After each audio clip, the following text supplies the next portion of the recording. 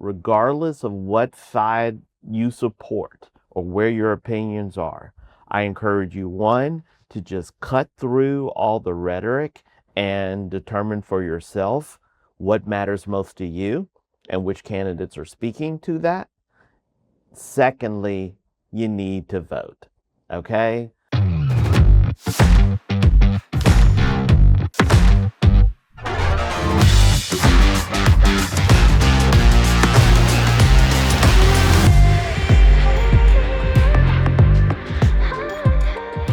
Hello again. Welcome to the Ruthless Truth.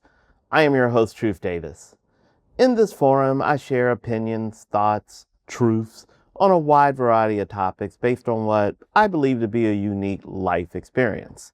I'm an inner city kid who ascended to the C-suite of a Fortune 100 company. So I've seen a few things. You can read the details in the notes or the bio.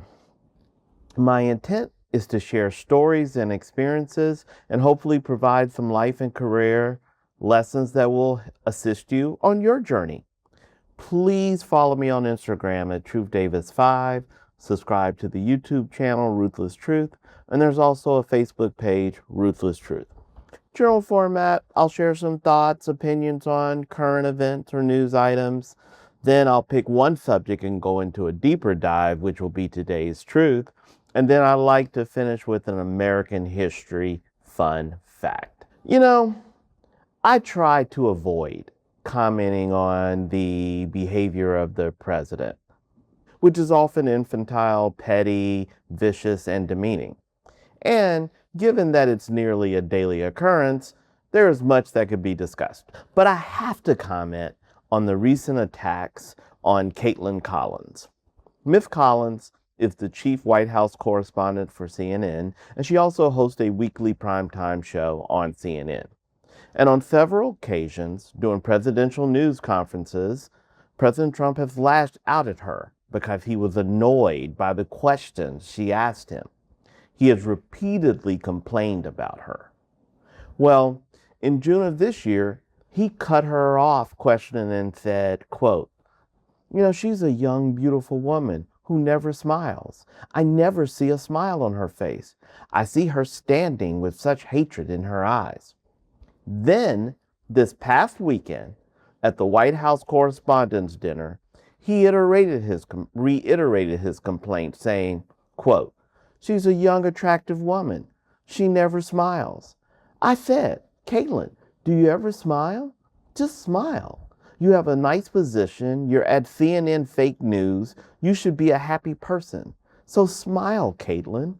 Just smile. Now, what's really shocking and unsettling to me is that the president repeatedly demonstrates, in word and deed, that he does not respect women, especially strong female journalists who have the temerity to question him. He attempts to demean an accomplished, award-winning journalist and reduce her to just a pretty face. It boggles my mind that despite this consistent, boorish behavior, millions and millions of women voters just look past this and enthusiastically support the president. But he didn't stop at the dinner. Later in the weekend, he posted an AI-generated image of Collins, seemingly morphed with transgender actor and influencer Dylan Mulvaney. Really? Really? The leader of the free world has no better use of his time than to engage in juvenile social media taunts? It's appalling and disgusting, but that's the president. The midterm elections are less than 100 days away, and I expect this will be the most intense, most volatile, and most combative midterm election, at least of my lifetime. So I'm just telling you that now so you can get ready. Because over the next 3 or so months, you're going to be bombarded with advertising and messaging and nasty barbs because so much is at stake. And all I'm saying is, regardless of what side you support or where your opinions are, I encourage you, one, to just cut through all the rhetoric and determine for yourself what matters most to you and which candidates are speaking to that. Secondly, you need to vote, okay? As I mentioned, in the past presidential election, more people stayed at home than voted for the two candidates combined. So, get out, get informed, and vote. And if you don't vote, you've got no reason to complain. Okay, next topic. In 2025, Americans placed roughly $166 billion in bets on sporting events. That's more than the entire U.S. movie, music, book, and museum industries combined in generated revenue. And as surprising as that 166 billion figure is, the actual number may be even greater, especially because several states permit betting through tribal casinos, most notably Florida, along with Washington and Wisconsin, which are not required to publicly disclose their betting. It also doesn't include bets placed in prediction markets, such as Kalshi and Polymarket. So the actual total likely exceeds $200 billion in 2025. And prediction markets, those are the platforms that allow users to bet on everything from award winners and war developments to what someone might wear or what an artist will sing on stage. More than $1 billion traded on Kalshi during the Super Bowl Sunday alone. So, is gambling now a problem in the United States? If so, just how big of a problem is it? Well, the answer is, hell yeah, it's a problem. It's a big problem. And while millions of adults participate in gambling, losses are not spread evenly across the betting population. Roughly 95% of total losses are absorbed by just 5% of bettors. And that's a small cohort of heavy users whose spending looks nothing like the casual fan putting $20 on a Sunday parlay.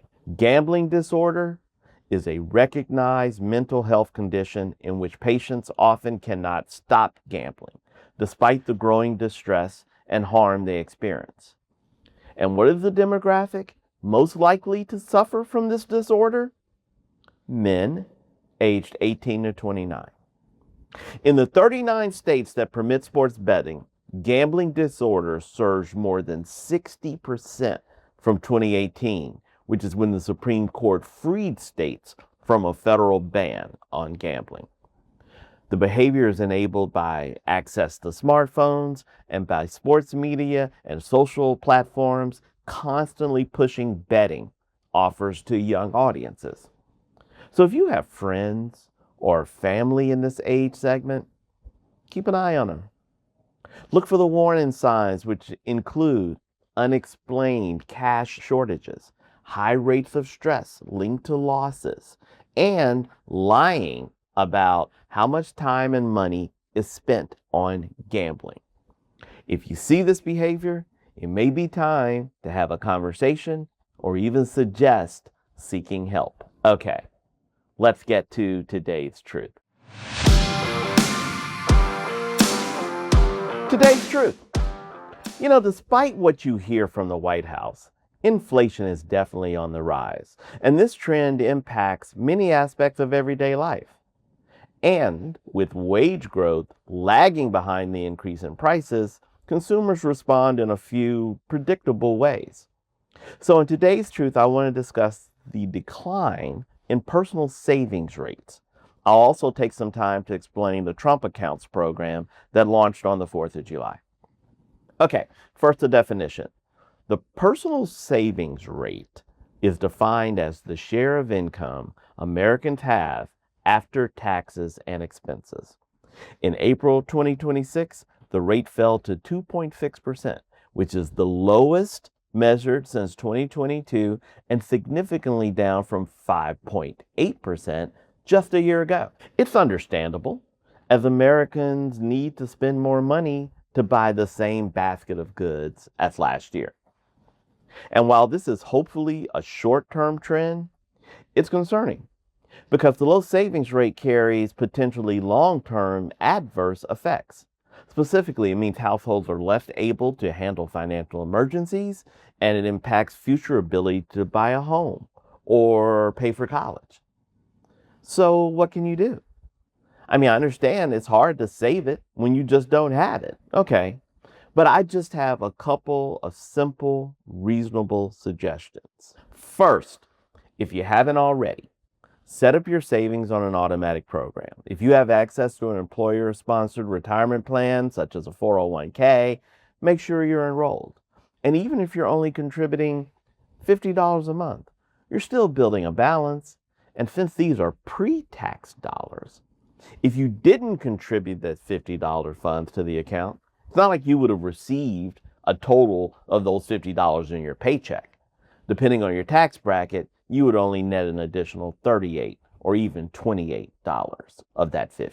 If you don't have this option at work, there are many online saving apps that will make it easy for you to set up automatic savings and investments.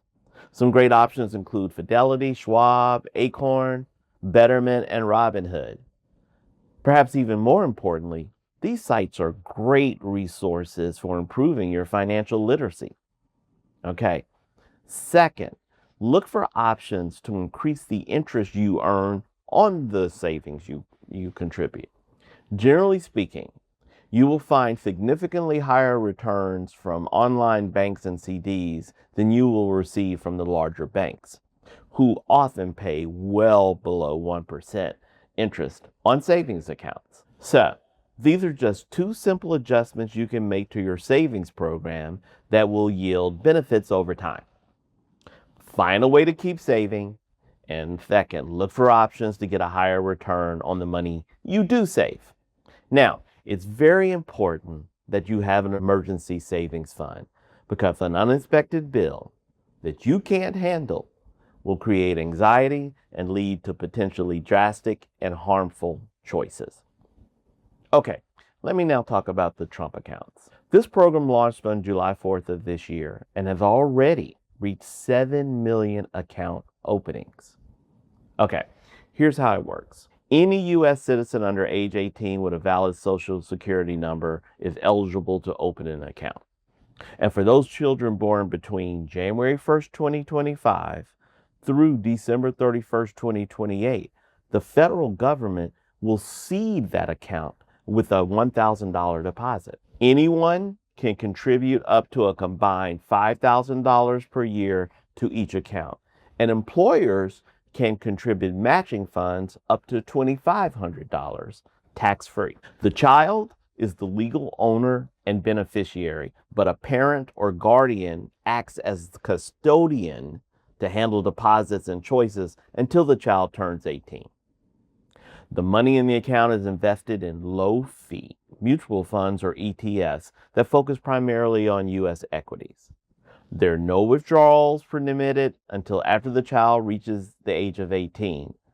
And finally, when the child does turn 18, they gain full ownership and control to manage or roll over the funds into a standard traditional IRA or convert to a Roth IRA. The enrollment process is fairly simple and straightforward. You go to the official Trump Accounts portal or sign into your account through the IRS Trump Accounts page using ID.me. You'll need to complete and submit IRS Form 4547, which is the Trump Account Election Form, with your child's name, date of birth, address, and a valid Social Security number. Then you just download the official Trump Accounts app from the App Store or Google Play to activate and track the account once processed. Okay, that's the program and how it works. So, is this a good program? Is this something you should consider?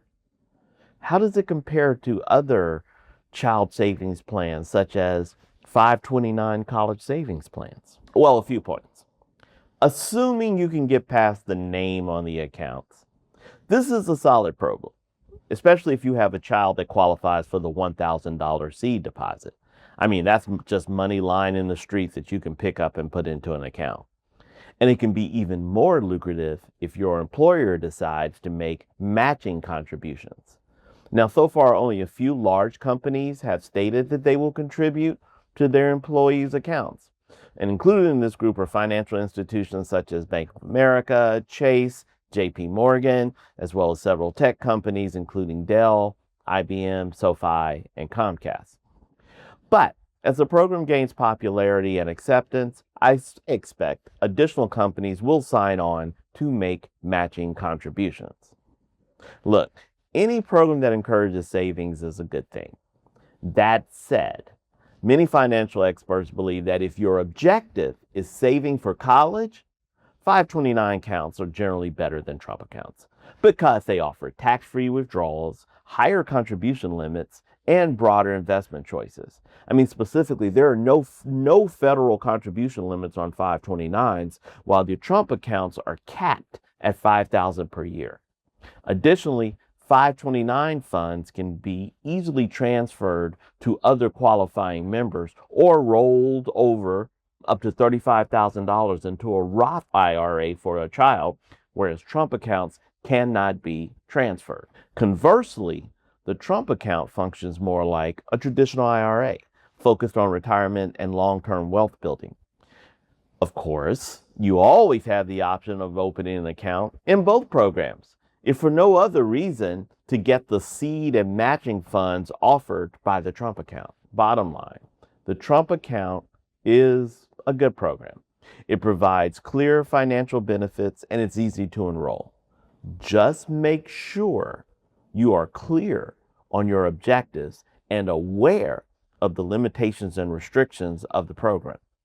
But again, any action that increases your savings and investment behavior is a good thing. Okay, let's get to today's American history fun fact.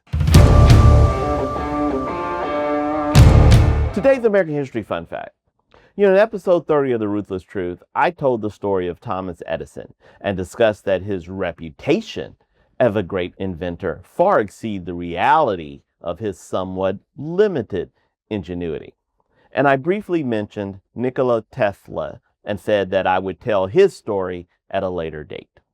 Well, that date is today. So in today's American history fun fact, I will tell the story of the monumental achievements yet tragic life of Nikola Tesla. Nikola Tesla was born July 10, 1856 to Serbian parents in Smiljan, a small village in Austria in what is now Croatia. After graduating from high school in 1875, Tesla enrolled in college, but by his third year, he was failing in school and never graduated, leaving in December 1878. From there, he bounced around Europe, attending and dropping out of a number of schools until 1881, where at age 25, he moved to Budapest, Hungary, and began working at the Budapest Telephone Exchange. Within a few months, Tesla was allocated the chief electrician position. Tesla later described how he made many improvements to the central station equipment, including an improved telephone amplifier. In 1882, Tesla got a job with the Continental Edison Company.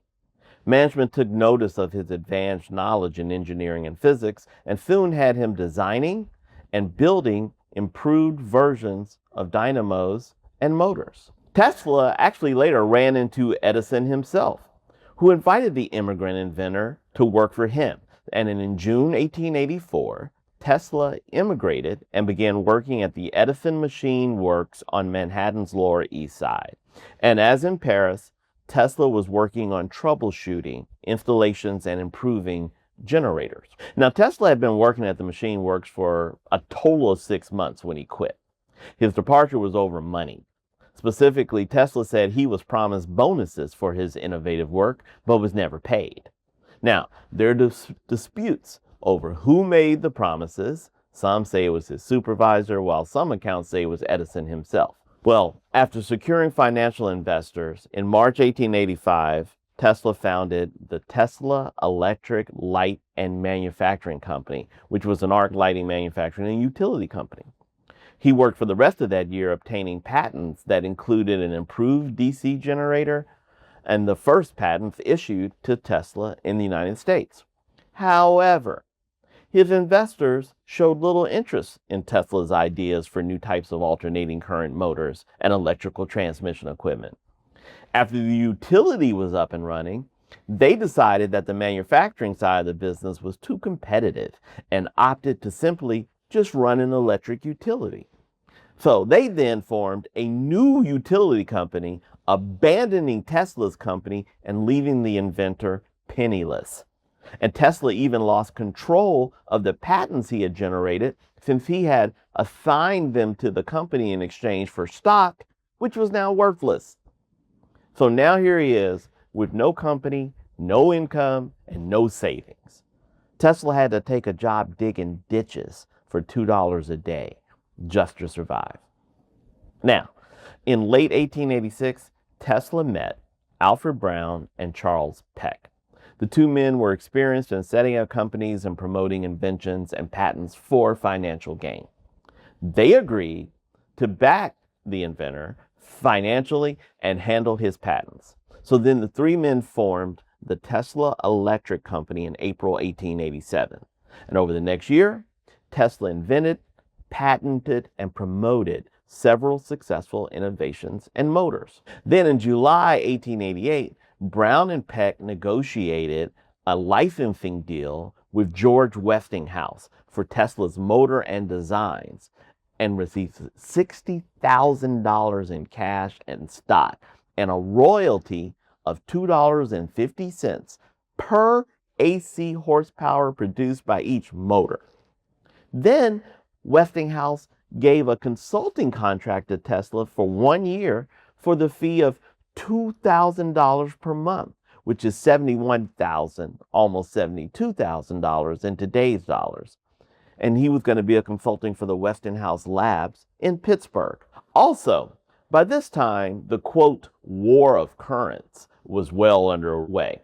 This was the race between Edison's direct current, or DC, versus Westinghouse's alternate current, or AC. Now, AC was better, and Edison knew it. And many believed he opposed AC because he could not grasp the more abstract theories behind AC and was trying to avoid developing a system that he just couldn't understand. So Edison engaged in a negative propaganda campaign to portray AC as too dangerous. He hired Harold Brown, who was an engineer and activist, to perpetuate this campaign. And Brown was ruthless. He was involved in kidnapping dogs and using them for public demonstrations and executions that showed while 1,000 volts of DC would not kill a dog, 300 volts of AC would kill. But ultimately, AC prevailed and became the standard for the world. However, by 1896, Westinghouse Electric was in financial trouble. The company was deeply in debt. Manufacturing production was bogged down. Plus, they were engaged in costly patent and legal battles with Edison Electric. So after hearing pleas from George Westinghouse for financial release, Nikola Tesla, shockingly, on the spot, tore up his royalty contract with Westinghouse. He felt a sense of gratitude to Westinghouse for believing in him when no one else did. And then 6 years later, Westinghouse purchased Tesla's patent for a lump sum payment of $216,000 as part of a patent sharing agreement signed with General Electric. Now, that $216,000 equates to over $6 million in today's dollars.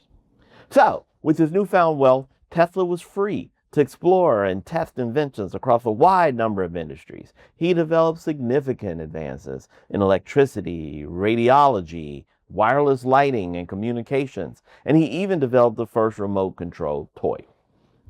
However, he also experienced many failures, and some of them were financially devastating. So by the 1920s, having spent most of his money, Tesla spent his older years living in a series of New York hotels, often leaving behind unpaid bills. Now, Westinghouse Electric regularly paid his hotel bill debt, Now, some speculated this was less about generosity and more about avoiding the publicity of the financial plight of the man that was so key to the company's success. In the mid-1930s, Tesla moved into the Hotel New Yorker, where he continued to live until his death in 1943 at age 86. He never married and he had no children. And at the time of his death, Nikola Tesla had a net worth of less than $1,000. But it didn't have to be this way. Let's revisit the catastrophically bad decision to tear up his royalty agreement with Westinghouse. Obviously, the smarter move would have been for Tesla to offer maybe a 5-year reprieve from the royalty payments to allow Westinghouse to get back on its feet and then destroy Edison. Because over the next decade, alternating current wiped out direct current and became the standard electrical system across the world. Had Tesla held on to his royalty over this time, he easily would have become one of the wealthiest people on the planet. Even by conservative estimates, he should have become the richest person on the planet and the first person with a $1 billion net worth. Had he not ripped up that contract, today, those same AC motor royalties would generate billions of dollars every year for Tesla's relatives. Unfortunately, this is just another sad tale of inventive people losing out on great fortunes because they were bad business people and poor capitalists. Okay, that's all I have for you today on The Ruthless Truth. Thank you so much for listening. Again, follow me on Instagram at TruthDavis5. Subscribe to the YouTube channel, Ruthless Truth. And there's also a Facebook page, Ruthless Truth. I also encourage you to review past episodes that cover a wide range of topics. I'm sure you'll find something of interest. Again, thanks for listening, and I will talk to all of you again soon.